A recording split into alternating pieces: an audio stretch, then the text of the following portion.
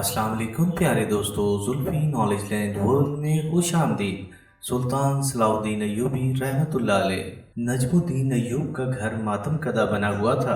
शामी फौज का सालार होने के बायस बहुत से सिपाही और दरबारी उमरा मुसलसल ताजियत के लिए आ रहे थे। गम गुसारों में वो तीनों मुनाफिक अमीर राशिद बिन अब्दुल्ला, अमीर बिन मरवान और फवाद बिन काब भी थे, जो अमीर इब्न मरकूम के फरेब में आ गए थे और दरपर्दा नजमुद्दीन अय्यूब को इसके ओहदे से हटाने के लिए साजिशें कर रहे थे। हम इस जवां मर्गी पर यूसुफ का मातम करते हैं। अमीर राशिद बिन अब्दुल्ला ने मसनूई तौर पर रंजो अलम का मुजाहरा करते हुए कहा। दूसरे अमीर फवाद बिन काब ने आसमान की तरफ देखते हुए कहा, ए फल के कज रफ्तार, ये कैसा सितम है कि बूढ़े माँ बाप वक्त के थपेड़े खाने के लिए जिंदा रह जाते हैं और इनके कड़ियल जवानों को खाक में मिला दिया जाता है। ये कहते हुए अमीर फवाद बिन काब ने आंखों में आंसू लाने की नाकाम कोशिश की।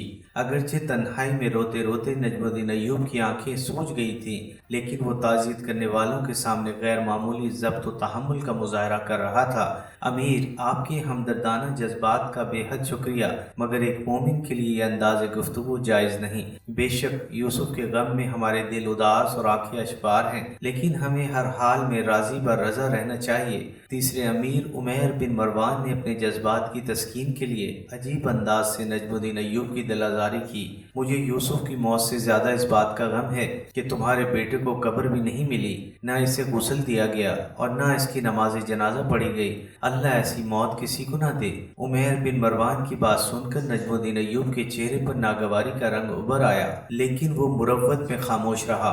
अमीर, ये तुम रस्म ताज़ियत अदा कर रहे हो या हमारी मजबूरियों का मजाक उड़ा रहे हो? असदुद्दीन शेर को अपने आप पर काबू न रख सका और इंतहाई तल्ख लहजे में उमैर बिन मरवान की इस दिल खराज गुफ्तगू का जवाब देते हुए बोला, मेरा ये मतलब नहीं था अमीर। उमैर बिन मरवान घबरा सा गया था और इसके लहजे में हल्की सी लुकनत आ गई थी। एक दिन सबको मर जाना है, लेकिन जाने वाले अपने कोई निशानी तो छोड़ जाते हैं। उमैर बिन मरवान ने बात बनाने की कोशिश की, मैं तो ये कहना चाहता था कि तुम इतने बड़े खंडर में अपने बेटे की लाश कहाँ तलाश करोगे? असदुद्दीन शेर को मजीद जवाब देना चाहता था कि अचानक पूरी गली सरकारी नकीबों की आवाज़ों से गूंज उठी। सुल्तान आदिल तशरीफ ला रहे हैं। नकीबों की आवाज़ ने सूरत हाल को यकसर बदल डाला था। नजमुद्दीन अय्यूब और इसका छोटा भाई असदुद्दीन शेर को तेजी के साथ दरवाजे पर पहुंचे। सुल्तान नूरदीन जकी की सवारी अपने सिपह सालार के दरवाजे पर आकर रुकी। फिर वो बाजबरूत हुक्मरान नीचे उतरा। सुल्तान आदिल के हमरा काजी इब्न अरसून भी थे। देखने वालों ने देखा कि दोनों के चेहरों पर गहरी उदासी छाई हुई थी। फिर सुल्तान नूरदीन जंगी और काजी इब्न अरसून नजमुद्दीन अय्यूब और असदुद्दीन शेरको से गले मिले। इसके बाद दोनों अंदरूने खाना चले गए। यूसुफ मेरा खिदमतगार या मसाइब खास नहीं था। सुल्तान नूरदीन जंगी ने रस्म ताज़ियत अदा करते हुए कहा, वो मेरे छोटे भाई की तरह था और इससे मुझे बड़ी उम्मीदें वाबस्ता थीं, लेकिन हक ताला की मर्जी में पूरी कायनात मिलकर भी दखल अंदाज नहीं हो सकती। ये कहते कहते सुल्तान नूरुद्दीन महमूद जंगी की आंखें भीग गई और फिजा पहले से भी ज्यादा सोगवार हो गई। वाली शाम की ये कैफियत देखकर तीनों अमीर राशिद बिन अब्दुल्ला, फवाद बिन काब और उमैर बिन मरवान दिल ही दिल में बहुत खुश हुए।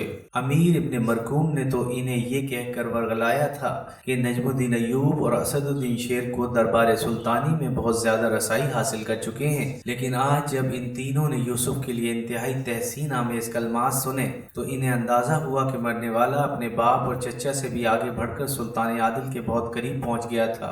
और यही वजह थी कि वह तीनों जवां मर्द यूसुफ की मौत पर इंतहाई खुशी महसूस कर रहे थे। इनके ख्याल में कुदरत इन पर बहुत ज्यादा मेहरबान थी कि एक जहरीला कांटा खुद ब खुद इनके रास्ते से हट गया था। फिर काजी इब्न अरसून ने निहायत रिक्कत आमेज लहजे में अपने शागिर्द के लिए दुआए मग़फ़िरत की।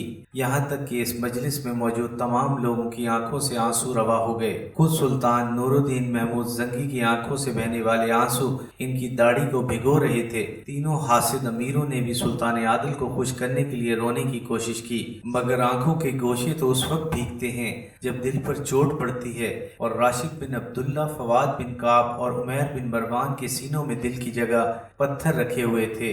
پھر جب سلطان نور الدین محمود زنگی رخصت ہونے لگے تو انہوں نے اپنے سپہ سالار نجم الدین ایوب کو مخاطب کرتے ہوئے کہا، اگرچہ سرکاری کارندوں نے اطلاع دی ہے کہ شہر حما میں سارے مکانات منہدم ہو گئے اور دور تک انسانی زندگی کے آثار نہیں ملتے، لیکن پھر بھی یوں محسوس ہوتا ہے کہ جیسے سرگوشی میں کوئی مجھ سے کہہ رہا ہو کہ یوسف محفوظ ہے۔ آمین۔ قاضی ابن ارسون نے بآواز بلند کہا، آپ سلطان عادل ہیں اور مجھے یقین ہے کہ حق تعالیٰ آپ کی دعا ضرور سنے گا۔ سلطان نور الدین محمود زنگی اور قاضی ابن ارسون کی باتیں سن کر نجم الدین ایوب اور اسد الدین شیرکو کے پس مردہ چہروں پر خوشی کی تیز لہر دوڑ گئی تھی، مگر تینوں حاسد عمرہ دل ہی دل میں ہنس رہے تھے کہ سلطان عادل یوسف کے باپ اور چچا کو جھوٹی تسلیاں دے رہے ہیں، ورنہ موت کی وادی میں گم ہو جانے کے بعد کون واپس لوٹ کر آیا ہے۔ دوسری طرف شہر حما میں بڑی عجیب صورتحال تھی۔ رات بھر گہری نیند سونے کے بعد جب یوسف صلاح الدین اور سلطان عادل کا غلام امین بیدار ہوئے تو دونوں پر شدید حیرت و سکوت کی کیفیت طاری ہو گئی۔ بہت دیر تک ان کی سمجھ میں ہی نہیں آیا کہ وہ کہاں ہیں۔ کمرہ تو وہیں تھا جہاں یوسف صلاح الدین اور امین رات کو سوئے تھے، لیکن گھر کے دروازے کے باہر کا منظر بڑا ہیبت ناک تھا۔ چاروں طرف مٹی اور پتھروں کا ڈھیر تھا جس میں دونوں کے گھوڑے بھی دب کر مر گئے تھے۔ بہت دیر تک یوسف صلاح الدین اور سلطان نور الدین زنگی کا غلام حیران و پریشان کھڑے رہے۔ پھر مکانات کے ملبے سے گزر کر وہ کچھ دور تک آگے بڑھے تاکہ کسی محلے دار سے مل کر صورتحال جاننے کی کوشش کریں، مگر کس سے پوچھتے کل رات شہر حما پر کیا قیامت گزری ہے؟ وہاں تو کوئی بھی زندہ نہیں بچا تھا۔ چند گھنٹوں کے انتہائی دشوار گزار سفر کے بعد یوسف اور امین کو اندازہ ہو گیا کہ پورا شہر زلزلے کی لپیٹ میں آ چکا ہے۔ بھوک اور پیاس کی شدت سے دونوں کا برا حال تھا۔ پھر وہ تھک کر بیٹھ گئے اور اللہ تعالیٰ کے اس بے مثال کرم کا شکر ادا کرنے لگے۔ خالق کائنات نے انہیں آفت ناگہانی سے محفوظ رکھا تھا۔ سلطان عادل کا غلام امین بہت خوش تھا اور بلند آواز میں اپنے جذبات کا اظہار کر رہا تھا، مگر یہ سوچ کر یوسف صلاح الدین کی آنکھوں میں یک آنسو آ گئے کہ وہ جس مکان کے ملبے پر بیٹھے تھے اس کے نیچے پتہ نہیں کتنے مکین دفن تھے۔ شاہراہ عام تک پہنچتے پہنچتے شام ہو چکی تھی اور دونوں کے پاؤں چھالوں سے بھر گئے تھے۔ راستے سنسان تھے اور دور دور تک کسی ایسی سواری کا پتہ نہیں تھا کہ جو انہیں قریبی شہر تک پہنچا سکے۔ مجبوراً یوسف صلاح الدین اور امین نے وہ رات کھلے آسمان کے نیچے اس طرح گزاری کہ دونوں کے پیٹ خالی تھے اور ان کی زبانیں پیاس سے خشک ہو گئی تھیں۔ پھر دوسری صبح وہ دونوں اس راستے سے گزرنے والے گھڑ سواروں کی مدد سے قریبی سرائے تک پہنچے اور کھانا کھا کر اس طرح سوئے کہ رات کے وقت ان کی آنکھ کھلی۔ الغرض 3 دن کی اذیت ناک مسافت کے بعد یوسف صلاح الدین اور امین انتہائی شکستہ حالت میں دارالحکومت شام پہنچے۔ پورے شہر میں ایک تہلکہ مچ گیا۔ کسی کو ان کی زندگی کا یقین نہیں آ رہا تھا، مگر وہ دونوں زندہ تھے۔ پھر سلطان نور الدین محمود زنگی نے یوسف صلاح الدین کے زندہ و سلامت بچ جانے پر جشن خاص کا اہتمام کیا۔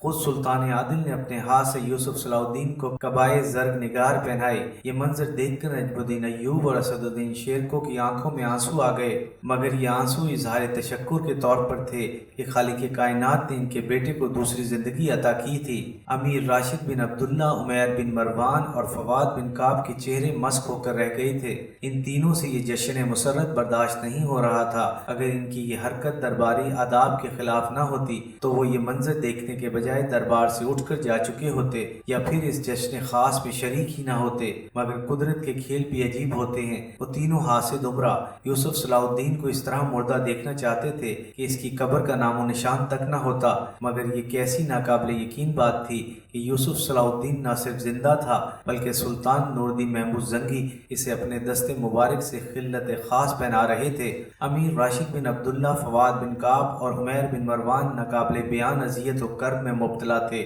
سلطان نور الدین محمود زنگی ایک ولی صفت حکمران تھے۔ ان کی حکومت میں رقص و سرور اور شراب نوشی ممنوع تھی۔ اگر کچھ عمرہ بادہ کشی کرتے بھی ہوں گے تو اپنے تہہ خانوں میں چھپ کر، پھر بھی اگر کوئی بااثر شخص اس لعنت میں مبتلا ہوتا اور اس کی بدکاری کا راز فاش ہو جاتا تو سلطان نور الدین زنگی اس کے عہدے منصب کا خیال کیے بغیر سر عام کوڑے لگواتے۔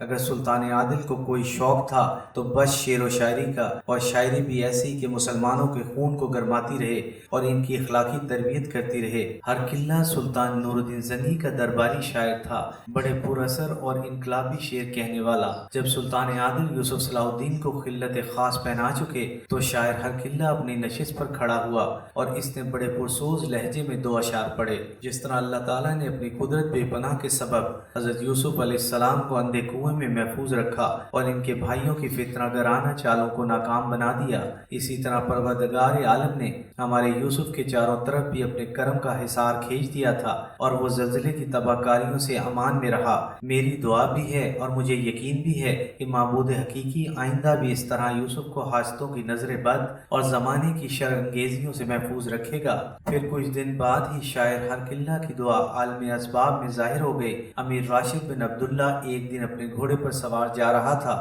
اور اس وقت گھوڑا اپنی پوری رفتار میں تھا کہ یکایک گھوڑے نے ٹھوکر کھائی اور وہ اندھے منہ گر پڑا۔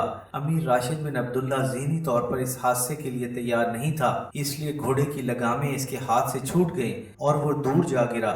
گرتے وقت راشد بن عبداللہ کا سر ایک بھاری پتھر سے ٹکرایا۔ ضرب اتنی شدید تھی کہ سر کی ہڈیاں ٹوٹ گئیں اور دماغ باہر نکل آیا۔ دوسری امیر فواد بن کعب کو اس کے غلام نے سوتے میں قتل کر دیا۔